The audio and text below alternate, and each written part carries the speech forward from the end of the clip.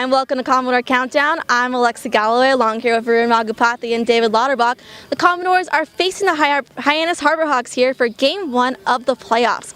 Before we go talking about the playoffs, let's go back to the regular season. What did you see from the Commodores? Well, I saw this team can always fight back. They're resilient, whether they're down 2-1, 5-3, 7-0 like they were to Hyannis a couple weeks ago, and ultimately losing 7-4. This team always fights back. They don't let adversity or tough situations defeat them. Last night, they were entering the 10th inning down, in the bottom of the 10th inning, down 2 runs to Katuit. Well, they scored 3 runs off of Drew Jackson to win the game, and even though it was a meaningless game, this team just kept fighting back like there was no tomorrow.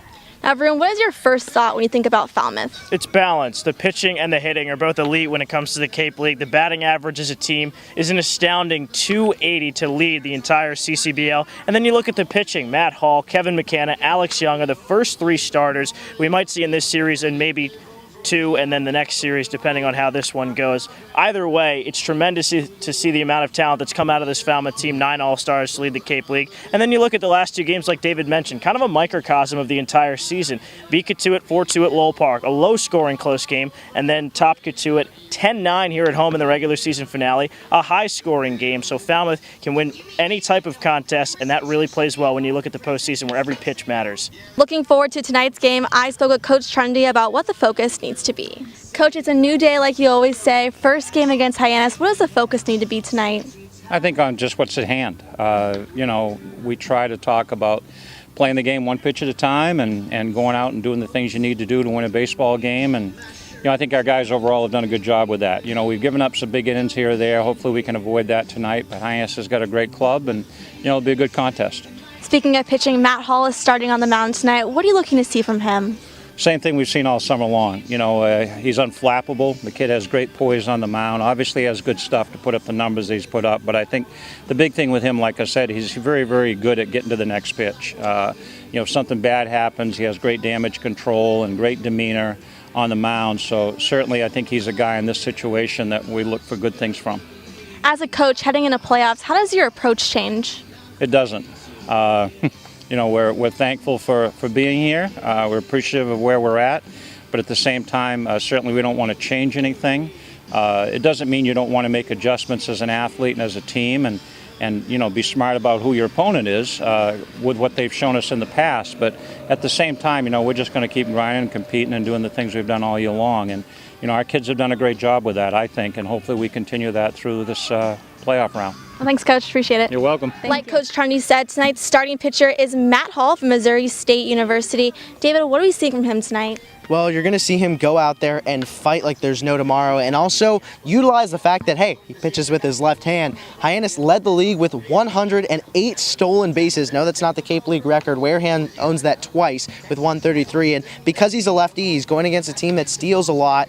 He's someone that can pick guys off at first, but also hold them on the bag. The top half of the lineup also does a great job of double stealing. So we're going to see him try to utilize his pickoff move a lot, keep the guys as close to the bag as possible. That being said, if he lets them get on base, he's been increasing his strikeout total as the season has gone on. So I wouldn't be surprised to see him get a couple Ks, maybe give up a couple walks, but overall try to keep the guys as close to the bag as possible. Now on the other side of the pitching matchup for Hyannis, Marcus Brakeman from Stanford is going tonight. Varun, what's your take on him? Well, he's tied for the league lead in strikeouts with Colt Mahoney of Orleans and, hey, Matt Hall of Falmouth, 47 apiece for the 3 pitchers. But the most impressive thing about Brakeman's 47 strikeouts, they've come in 33 innings. Not to mention, he's only given up 7 walks. He is one of the most impressive pitchers in the Cape League in terms of prospect and in terms of numbers. So the fact that Falmouth has to face him again is certainly a challenge, but there is a silver lining here. Brakeman is now facing the Commodores for the 3rd time. The familiarity aspect plays in. You look at Falmouth against Bourne.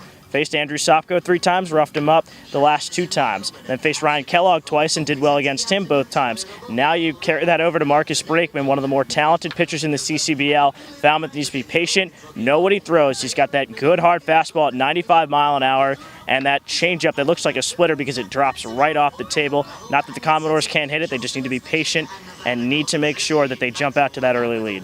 The series is best of 3. Varun, we'll start with you. What is the key going to be to winning the series? Well, going back to the point I just made, it has to be jumping out in front. You look at Falmouth against the Hyannis bullpen versus the Hyannis starters, and there's a big difference in terms of success. Falmouth in the last 3 games against the Harborhawks has lost all of them, but The Commodores have roughed up Hyannis' bullpen, which has gone 11 innings total in the last 3 games. Falmouth has put up 8 runs in those 11 innings, so Falmouth can jump out early on Marcus Brakeman, get 3 runs against him like it did the first time it faced Brakeman from Stanford. Then they can get to the bullpen and really start to get the offense going. Maybe have 8 runs in total in Game 1. Winner of this game pretty much determines who will win the series. It's a big Game 1 for Falmouth, and you got to jump out to an early lead if you want it. So for Varun, it's all about jumping out early. David, what are your thoughts?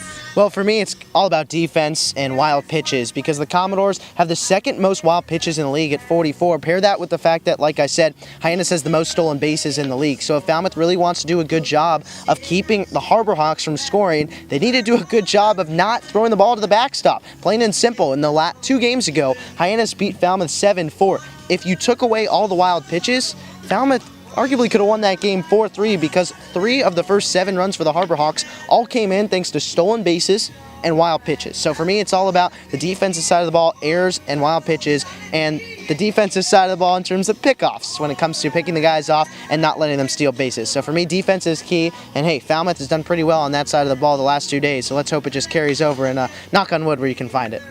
We'll see how it all plays out. First pitch is set for 6:30, audio pregame at 6:15 on Ustream, so stick around and join us.